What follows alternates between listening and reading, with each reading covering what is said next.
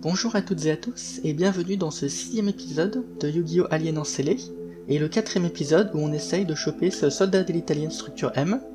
Comme expliqué dans l'épisode précédent, cette semaine on va ouvrir une boîte et demie de duel surcharge pour augmenter nos chances d'obtenir cette link. L'épisode précédent a d'ailleurs été un épisode un peu maudit où on a fait beaucoup de bêtises et on a ouvert des trucs vraiment pas géniaux, donc on espère que cette fois-ci la chance sera avec nous et qu'on sera un peu moins bête pendant les duels. Cet épisode est un petit peu spécial parce que si vous le regardez le jour de sa sortie, c'est le 6 mai 2021, et donc c'est le jour de la sortie de Ancient Guardian. Donc Ancient Guardian, c'est le booster qui contient les nouveaux monstres Abyss qui ont depuis été renommés en Hawk de Hadik. Donc dans cet épisode, on va regarder plus en détail la decklist finale à laquelle on veut espérer aller, et donc les boosters qu'il va falloir ouvrir pour arriver à cet objectif. Et ainsi vous aurez une meilleure vision globale de ce que le deck sera capable de faire dans quelques mois. Mais avant tout ça, c'est parti pour l'ouverture.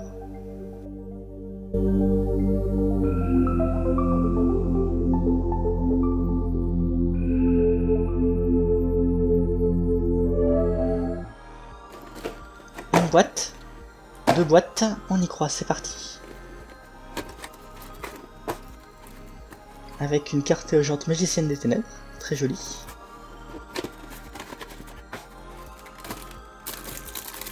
Et une carte guide des enfers. Donc dans cette boîte on va garder que 3 boosters, et les 3 prochains au pire on les ouvrira plus tard s'il nous manque des cartes comme Alki Fibrax. Ou un Link Alien si on en a pas. Donc on a 9 boosters, c'est parti.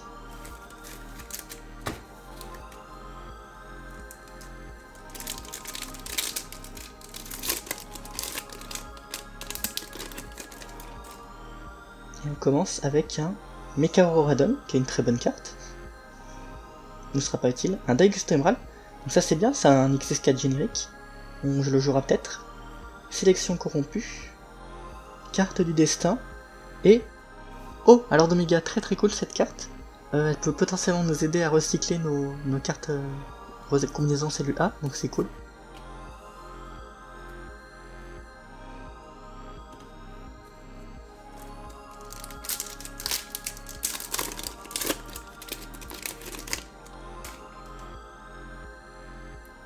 Et une Prédaplante Verte Anaconda.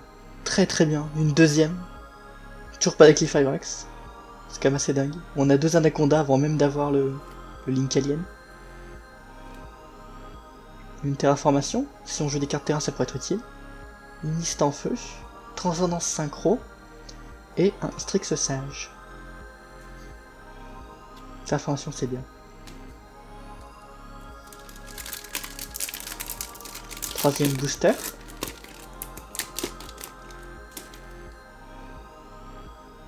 Et une Inifini éphémère.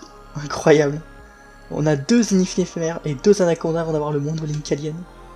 On va pas se plaindre, hein, mais c'est une très bonne carte, c'est cool. Mais on cherche la Link Alien.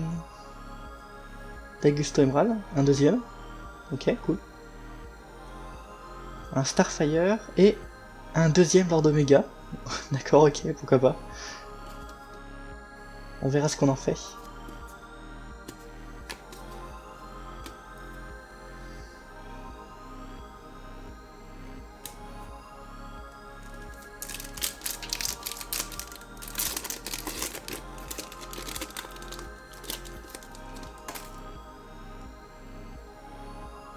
Un Ace de l'air Zek, Gigaplante, Fuma, un Hyperdirecteur et une Madame Vert. Bon, après les 3 pré-boosters, on va pas se plaindre d'avoir un booster un peu moins bien.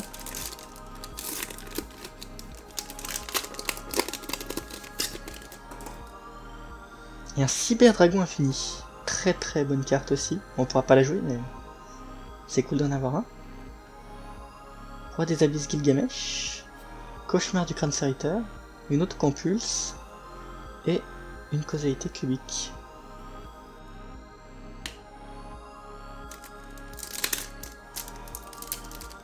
Ah, oups.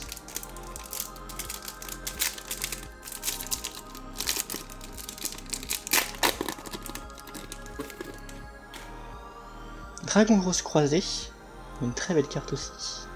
débordement cybernétique, hyper directeur, roi dragoon et un dharma cubique. Ça commence à sentir mauvais. Il nous reste 3 boosters.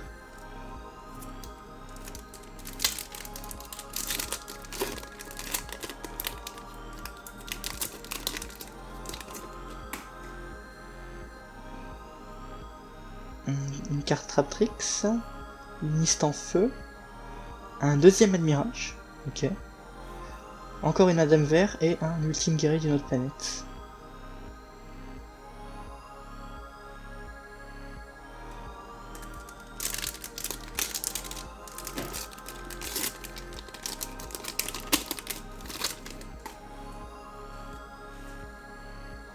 Silent Minage, Gigaplante, Céleste, Starfire et une déesse du chaos. J'y crois qu'à moitié, mais bon, dernier booster. On va quand même pas avoir 2 Inifini et 2 Anaconda avant d'avoir aucun soldat d'été. Kagari. Formule magique. Hexacoupe. Illumiscus et c'est pas un Link. J'abandonne.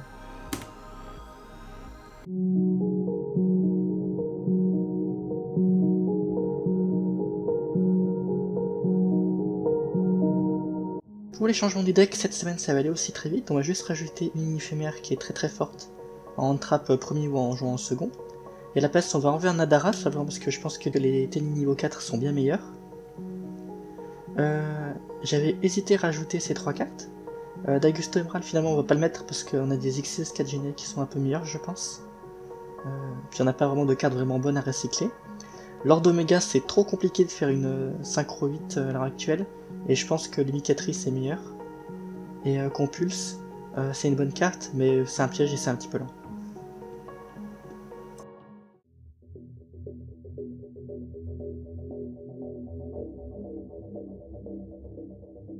En duel on affronte un deck Cyber Dragon.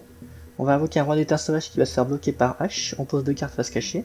A son tour il a certainement brique qui pose une carte face cachée qui est une en permanence qui va nous bloquer notre roi d'état sauvage une deuxième fois, on pose une autre carte. A son tour de jeu il va invoquer un Cyber Dragon, on va faire une recombinaison cellule A qui va se faire H, mais on a une deuxième qui va passer. On va pouvoir utiliser la rune ancienne code A pour réinvoquer un monstre de cimetière, l'hypnotique. On a tuto à faire de guerre alien et l'hypnotique va pouvoir être invoqué normalement, invoquer un chien alien, piquer son monstre et attaquer directement. Deuxième duel, on invoque à nouveau le roi de l'état sauvage qui va se faire une fois de plus H. On a encore 2 cartes face cachée. A son tour de jeu, il a un noyau qui va lui permettre de comboter très facilement. Au moment où il fait une chaîne de pication, on va pouvoir chaîner l'offrande de serpent pour lui détruire 2 cartes.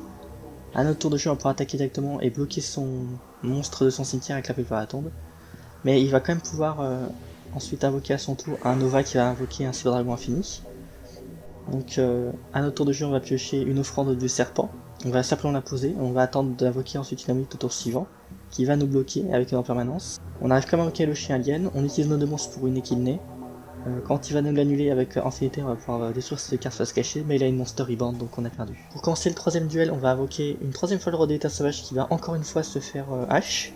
Mais on avait nous un 5 monstres et avec Seeger, Rampage et Infini, il va pouvoir nous détruire en une seule battle phase donc on a perdu. Deuxième et dernier match, j'affronte un deck Marincest, donc c'est un deck que je ne connais pas du tout donc j'ai fait pas mal de misplays.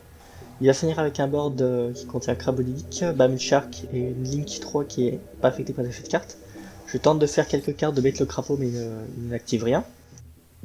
Pendant son deuxième tour, il va avoir aucun access code et access code, bah c'est game. Deuxième deal, on invoque un Apura et un guerrier alien. On va faire un roi de l'état sauvage qui va nous bloquer avec Ghost Ogre. Enfin, on peut tuto en tuto, mais il va nous bloquer.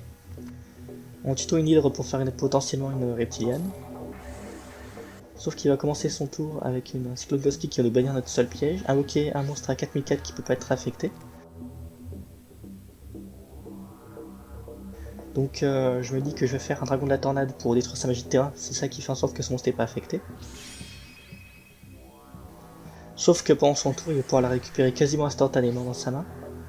Et en plus bah, il va invoquer un autre accès codeur bavard et donc gagner le duel.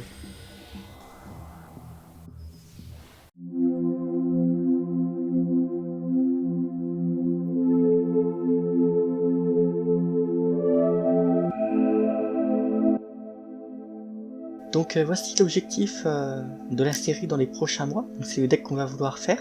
C'est un deck que je joue depuis quelques temps déjà sur Yu-Gi-Oh! Mega pour essayer de tester et voir un peu les combinaisons qui fonctionnent ou pas. Donc tout d'abord, le gros support qui va nous permettre d'être beaucoup plus stable, c'est le support Ogdoadic.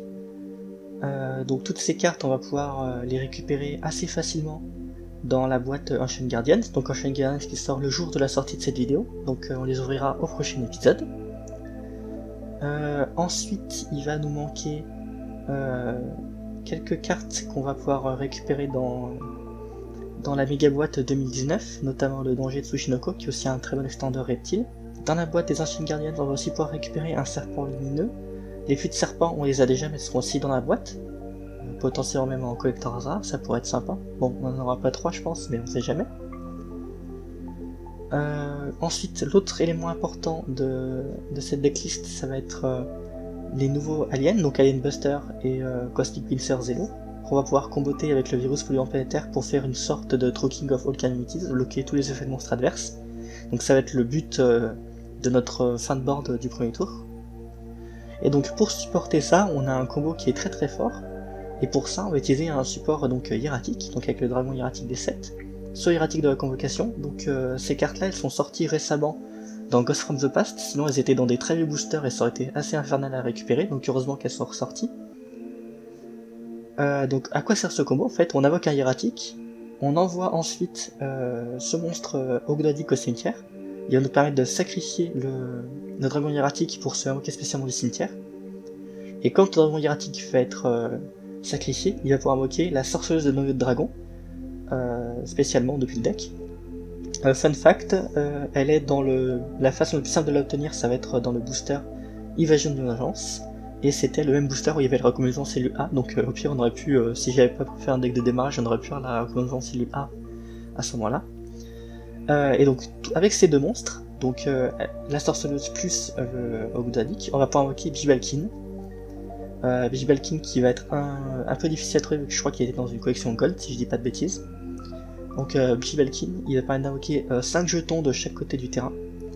Et la chose qui est très bien, c'est que le jeton 0 d'attaque. Donc on va pouvoir utiliser Bijibalkin plus un des tokens pour invoquer un Reprodocus. Reprodocus, il nous permet de se changer lui-même et un monstre qui va être pointé en dessous, donc un des tokens en reptile. Ensuite on va utiliser 2 autres tokens et le Reprodocus pour invoquer un ligne 4, donc j'ai choisi Abomination désenchaînée parce qu'elle va servir pour un autre combo plus tard, que je vous expliquerai après. Et ensuite on va utiliser les 2 tokens restants pour invoquer une Echidnée. Et Echidnée, je vous rappelle qu'elle permet de tuto un monstre reptile pour chaque monstre de 0 d'attaque que l'adversaire contrôle. Et à ce moment-là, l'adversaire, eh ben, il en aura 5, vu qu'il aura les 5 tokens de Bijibalkin, et donc on va pouvoir tuto 5 cartes, ça va être très très très fort. Donc ensuite on va pouvoir comboter un petit peu avec nos cartes Abyss, etc. Et notre but, ça va être de terminer avec un soldat de l'Italienne structure M, que je sais pas si vous avez remarqué, mais il nous en faut 2, et donc si ça continue comme ça, on en aura absolument jamais. J'espère qu'on aura un peu plus de chance dans les ouvertures, parce que sinon ça va être très compliqué. Et donc le soldat de structure M, il dit que on peut défausser une carte, donc on va défausser un Ogdoadic de niveau 8, placer 8 compteurs sur le terrain, donc on va placer 1 sur chacun des tokens de l'adversaire. Et quand il est détruit, il peut ressusciter un monstre reptile pour chaque token, enfin pour chaque monstre de l'adversaire qui avait un compteur. Et donc avec Abomination désenchaînée, en une phase on peut le détruire, ressusciter tous nos monstres Ogdoadic qui ont des effets très très forts. Et donc ça nous permettra de gérer pas mal d'avantages. Une autre solution, tout simplement si on n'a pas envie de faire ça, on peut aussi tout simplement invoquer l'Hydre Reptilia pour faire une Lamia, et la Lamia détruire les 5 monstres d'adversaire et piocher 5 cartes. C'est aussi pas mal, hein, piocher 5, on va pas se mentir. Donc c'est un petit peu les combos qu'on va vouloir faire. Après il va nous manquer quelques autres cartes génériques, par exemple les Chevaliers du Cauchemar, mais je crois que c'est aussi dans la boîte 2019 qu'on va pouvoir ouvrir pour choper Tsushinoko. Alki Firebrock, ce serait bien qu'on la chope aussi dans Duel Surcharge avec le Soldat d'Alien structure M. Et après quelques cartes autres génériques. La chance qu'on a, c'est que j'ai réussi à ouvrir 2 Infinite sans vraiment les chercher, donc c'est cool. Sacrifice inutile, Monster Reborn, pareil, c'est un peu des cartes génériques qu'on verra. Et la dernière carte qui est assez intéressante pour de la consistance, donc on a pour le combo on a 3 et 7, 3 convocations. Donc ça c'est pour le monstre hiératique. Mais en plus pour le monstre hiératique, on a cette carte, Artillerie Tortue Catapulte, qui est une carte qui est sortie assez récemment dans Ascension du dueliste, qui permet d'invoquer un monstre dragon de niveau 5 depuis le deck, donc ça fait encore 2, peut-être même 3 essais supplémentaires dans le deck pour la stabilité. Pour l'instant 2, je trouve que c'est déjà pas mal. Après c'est une ultra rare de ce booster assez récemment, donc ça sera peut-être un peu dur à choper, mais c'est vraiment pas nécessaire, donc on verra bien si on en chope ou pas. Et après il suffit d'avoir donc ces monstres au cimetière, et donc pour ça bah, on en a déjà un. On pourra le défausser ensuite avec des cartes comme Zoa si on l'a en main. Et au pire on peut l'envoyer au cimetière depuis le deck, donc avec 3 puits de serpent, une sacrifice inutile et 3 sneaky. Donc ça fait quand même pas mal de cartes qui permettraient de faire ça, donc c'est un combo assez stable. Et le handboard est vraiment pas mal, donc voilà, c'est avec ça qu'on va jouer et qu'on va essayer de tendre dans les prochains épisodes.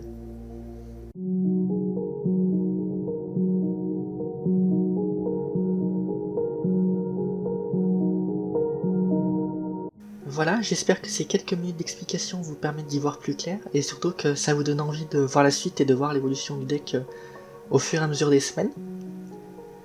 Du coup cette conclusion va être beaucoup plus courte vu qu'on a déjà beaucoup parlé dans l'explication du futur deck. Du coup bah comme d'habitude, si l'épisode t'a plu, n'hésite pas à lâcher le petit pouce bleu et le petit commentaire, à partager la vidéo, c'est très important. N'oublie pas non plus de t'abonner à la chaîne et de cliquer sur la petite cloche pour ne rien rater des futures vidéos. Sinon bah comme d'habitude, on se donne rendez-vous la semaine prochaine, jeudi à 18h pour un nouvel épisode de Yu-Gi-Oh! Alien Encelé. Salut tout le monde!